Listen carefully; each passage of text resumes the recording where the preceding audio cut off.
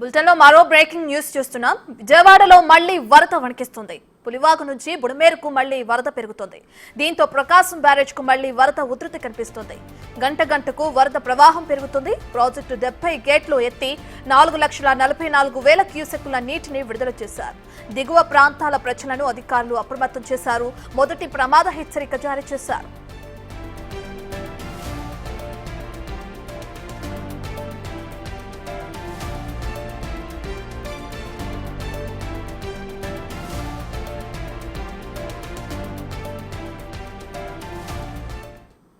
ఇదే అంశానికి సంబంధించి పూర్తి డీటెయిల్స్ మా ప్రతినిధి మల్లికార్జున్ లైవ్ లో అందిస్తారు. రైట్ మల్లికార్జున్, విజయవాడకి మళ్ళీ వరద ముప్పు పొంచి ఉందని చెప్తున్నారు. దీనికి సంబంధించిన డీటెయిల్స్ ఏంటి? ప్రకాశం బ్యారేజ్ దగ్గర కూడా 70 గేట్లు ఎత్తేసినట్లు కూడా తెలుస్తుంది. పూర్తి డీటెయిల్స్ ఏంటి మల్లికార్జున్?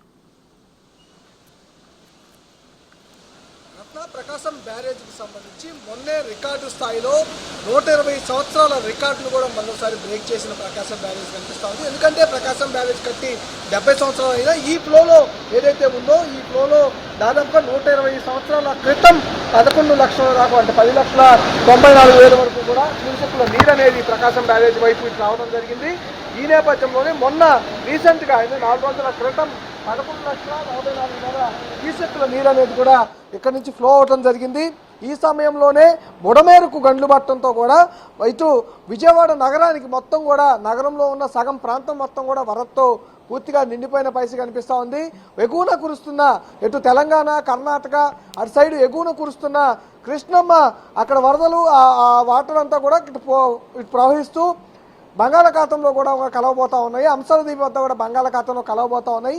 మేజర్గా ఇంకా చివరిగా మిగిలిన బ్యారేజ్ ఏదైతే ఉందో ప్రకాశం బ్యారేజ్, దానికి ప్రస్తుతం 4,50,000 వరకు ఇన్ఫ్లో అయితే కంటిన్యూ అవుతున్న పరిస్థితి కనిపిస్తూ ఉంది. పూర్తిగా 70 గేట్లు కూడా పూర్తిగా ఎత్తేసి వచ్చిన వాటర్ని మొత్తాన్ని కూడా దిగువకు బంగాళాఖాతంలో కూడా అధికారులు వదిలివేస్తున్న పరిస్థితి కూడా కనిపిస్తూ ఉంది. దీంతో మొన్న జరిగిన ఏదైతే ఉందో వరద వచ్చిన సమయంలో బోట్లకు సంబంధించి ప్రకాశం బ్యారేజ్ వద్ద కంటిన్యూగా వర్క్ అయితే జరుగుతున్న పరిస్థితి కనిపిస్తుంది. ఒక పక్క కంటిన్యూగా మరమ్మతులు జరుగుతూనే ఉన్నాయి. మరో పక్క ప్రకాశం బ్యారేజ్కి వరద కూడా వస్తున్న పరిస్థితి కనిపిస్తుంది. నిన్న ఉదయం 1,80,000కు పైగా కూడా వరద అనేది రావడం జరిగింది. ఫ్లో అనేది అక్కడ కంటిన్యూ అవడం జరుగుతుంది. ఈరోజు చూస్తే కనుక అంటే ఒక 24 గంటల్లోనే 3 లక్షలకు పైగా వరద నీరు అనేది వ్యాపించిన పరిస్థితి కనిపిస్తూ ఉంది. ఈ వరద అనేది ఇంకా కంటిన్యూ అవుతుందని కూడా చెప్తా ఉన్నారు. మరింత పెరిగే అవకాశం కూడా ఉందని చెప్తా ఉన్నారు. ఏదైతే మొదటి ప్రమాద హెచ్చరిక 3,96,000 వద్ద మొదటి ప్రమాద హెచ్చరికను కూడా జారీ చేస్తారు. అప్పుడు ఎప్పుడైతే మధ్యాహ్నం 3,96,000 దాటిందో అప్పుడే మొదటి ప్రమాద హెచ్చరికని అధికారులు జారీ చేయడం జరిగింది. రెండో ప్రమాద హెచ్చరిక 5,66,000 వద్ద కూడా జారీ చేస్తారు. 5 కనుక రీచ్ అయితే రెండో ప్రమాద హెచ్చరిక కూడా జారీ చేసే అవకాశం ఉంది. ఇప్పుడు వస్తున్న ఇన్ఫ్లో 4,50,000 నేపథ్యంలో మొదటి ప్రమాద హెచ్చరిక అయితే కంటిన్యూగా ఉంటా ఉంది. ఈ దిగువకి ఇప్పుడు కృష్ణమ్మ దిగువకి విడుదల చేస్తున్న నేపథ్యంలో కిందున్న గ్రామాలు కానీ ఊర్లు కానీ వాటిని ముందుగానే ప్రభావిత ప్రాంతాలు ఏవైతే ఉంటాయో ఈ వాటర్ వల్ల ఈ వరద వల్ల ప్రభావిత ప్రాంతాలు ఏవైతే ఉంటాయో లంక గ్రామాలు ఏవైతే ఉంటాయో వాటన్నిటినీ కూడా అప్రమత్తం చేస్తూ ఉన్నారు. ముందుగానే సహాయక చర్యలు చేపడతా ఉన్నారు. ముందుగానే శిబిరాలకు ఏవైతే శిబిరాలు ఉన్నాయో ఆ శిబిరాలకు ప్రజల్ని తరలిస్తూ ఉన్నారు. ఫుడ్ ప్యాకెట్ అరేంజ్ చేస్తూ ఉన్నారు. త్రాగునీరు అరేంజ్ చేస్తూ ఉన్నారు. వాళ్ళకి సంబంధించి అన్ని సహాయక చర్యలు, ఎందుకంటే ఇప్పుడు సీజనల్ వ్యాధులు ఎక్కువగా ప్రబలే అవకాశం ఉన్న నేపథ్యం కాబట్టి నిజంగా వీళ్ళకందరికీ కూడా వైద్యకు సంబంధించిన సేవలని కూడా అప్రమత్తంగా చేస్తున్న పరిస్థితి కనిపిస్తూ ఉంది. ఇప్పటికే ఒక విపత్తుని విజయవాడ నగరం ఎదుర్కొన్న పరిస్థితి కూడా కనిపించింది. ఇప్పుడిప్పుడే విజయవాడ నగరం అయితే కోలుకున్న పరిస్థితి కనిపిస్తూ ఉంది. ఒక్కొక్క ఏరియాలో కూడా వాటర్ అనేది నిదానంగా క్రమక్రమంగా తగ్గుతున్న పరిస్థితి కనిపిస్తూ ఉంది. మరోపక్క అధికారులు దానికి సంబంధించి ఇల్లు క్లీన్ చేయడం కానీ ఏదైతే వైద్యానికి సంబంధించి ముందుగానే చర్యలు తీసుకోవడం కానీ, ఎందుకంటే ఇప్పుడు వచ్చిన వరద వల్ల జ్వరం, జలుబు, దగ్గు ఇలాంటి లక్షణాలు ఎక్కువగా కనిపిస్తూ ఉంటాయి. కాబట్టి కొత్త వ్యాధులు ప్రబలకుండా ముందుగానే చర్యలు అయితే వైద్య ఆరోగ్య శాఖ తీసుకున్న పరిస్థితి కనిపిస్తూ ఉంది. అందుకోసం మరొక ముప్పు వస్తుందేమో ముందస్తు చర్యల్లోనే అక్కడ కట్ట దగ్గర ఏదైతే బుడమేరు కట్ట ఉందో కొండపల్లి శాంతినగర్ వద్ద అక్కడున్న కట్ట ఏదైతే గండులు పూడ్చారో దాన్ని మరింత స్ట్రీమ్ లైన్ అయితే చేస్తున్న పరిస్థితి కనిపిస్తూ ఉంది.